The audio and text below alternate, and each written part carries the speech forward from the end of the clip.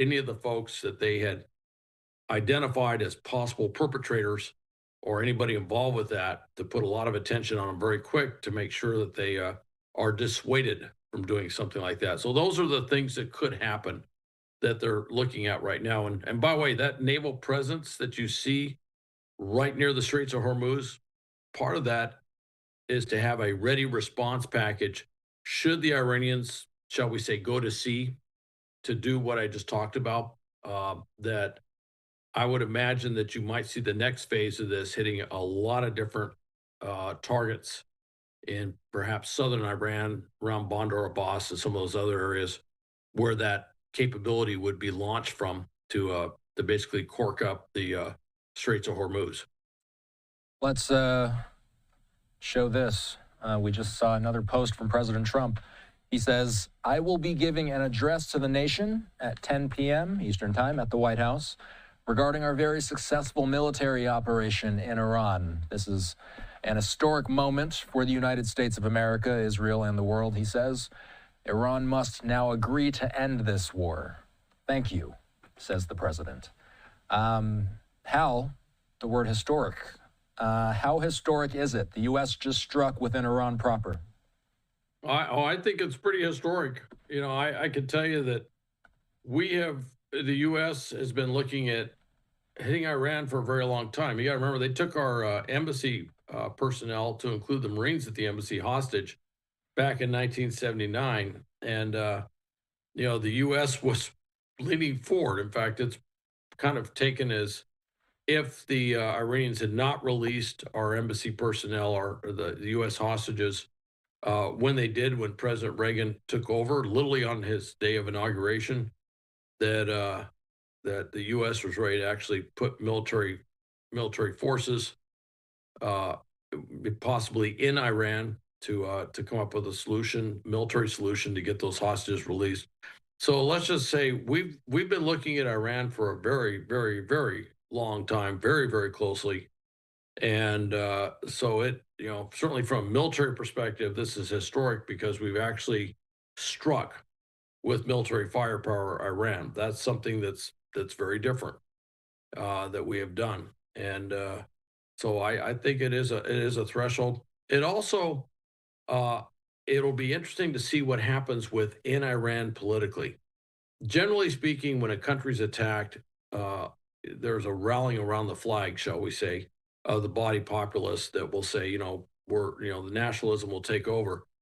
Israel's been working on this really, really hard from a psychological dimension.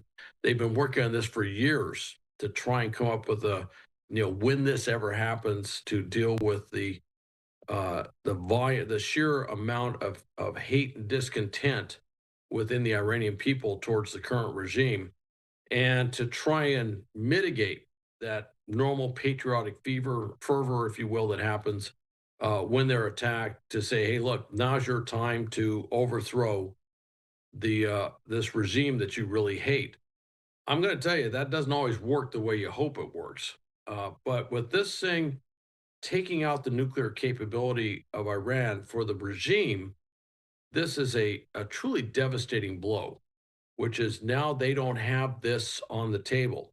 And a lot of people are going to be looking at the regime and say, well, what do they have now?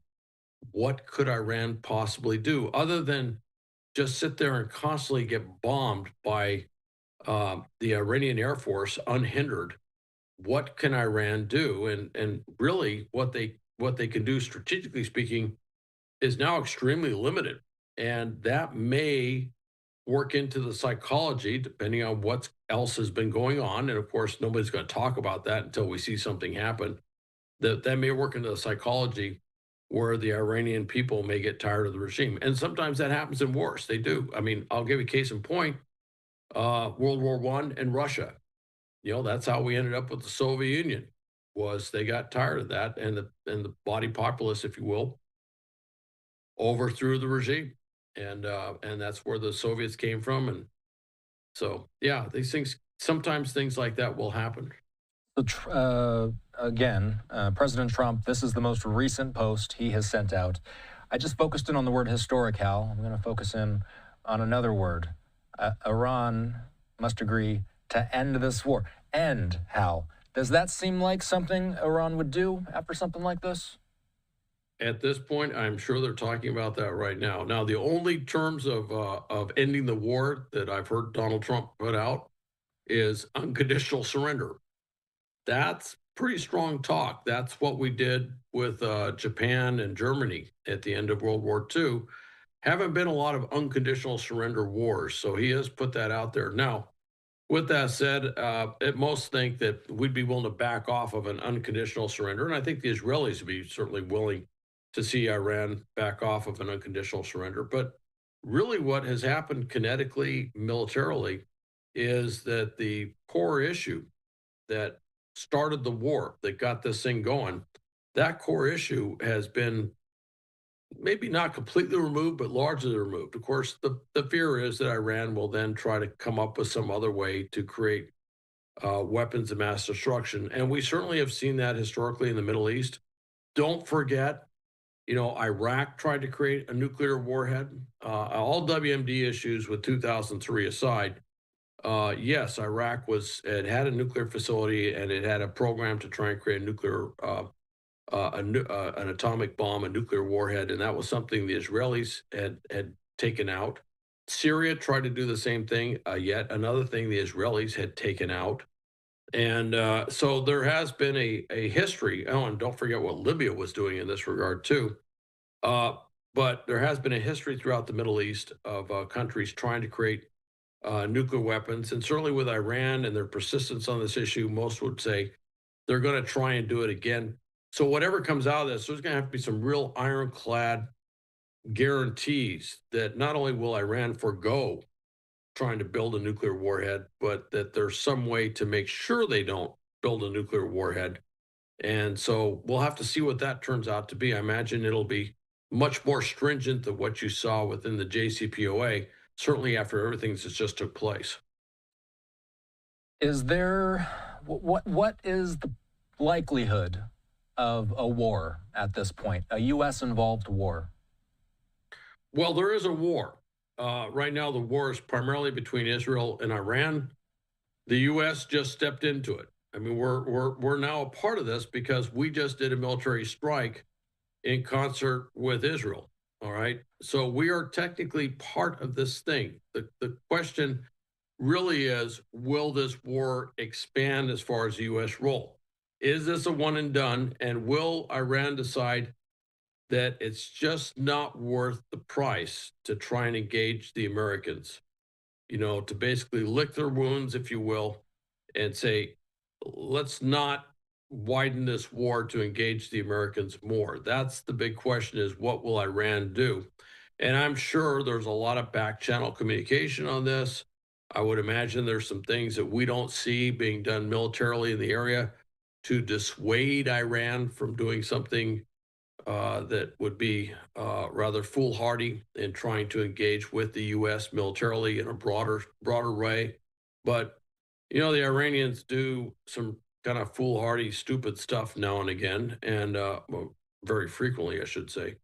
And so it's not clear what will take place out of this. I wouldn't be surprised to see this happen and then see some other things happen in Iran, which may help shape whatever this turns into in terms of the decision or response that comes out of Iran. I'm pretty sure Israel has a few more, shall we say, tricks up their sleeve that they have not unveiled as of yet. So I'm kind of waiting to see, and if Khamenei does something where he decides he wants to declare a full war on the United States or something like that, I imagine there's some things in store for Khamenei and his regime that he probably hasn't calculated. We do know that President Trump has said that Khamenei himself would be an easy target, but the U.S. Has not chosen to kill him. That was what he put on Truth Social not too long ago, Hal. As we look at this map, this kind of lays out some of the facilities of interest, including nuclear facilities. Isfahan is on here, Natanz is on here, Fordow is on here. We've been talking about Fordow extensively, especially for the past few days. Did the Iranians have time, given all the discussion around this site, did the Iranians have the time to perhaps move pertinent hardware out of this facility before strike happened? That's a darn good question. And I'm sure the Israelis have been asking that, the US, we've been asking that as well. I'm also sure that we had probably some intensive intelligence collection to try and verify if that had taken place. And, but, the other side too, certainly once Israel started attacking and their air superiority, which they have kind of referred to as air dominance, which sounds what we would doctrinally call air supremacy, which means they own the air, they own the skies. That if Israel was to try and, or Israel, if Iran was trying to move something, that Israel could probably engage them from the air or potentially engage them with whatever assets they had on the ground to try and stop that from happening. And I would be surprised if Israel hadn't built that into their planning process. The what if, what if they try to move this here? What if they do that?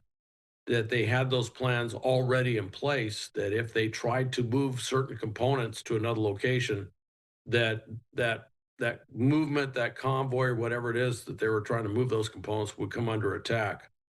So far as I can tell, that has not happened. One thing I would mention with Fordo, and this is something Iranians have to figure out is, okay, what's the danger if we try to move it? And I would say if they try to move that stuff out of there, it would have been extremely high. Once they brought that stuff to the surface, I would be surprised if it wouldn't be immediately engaged once Israel had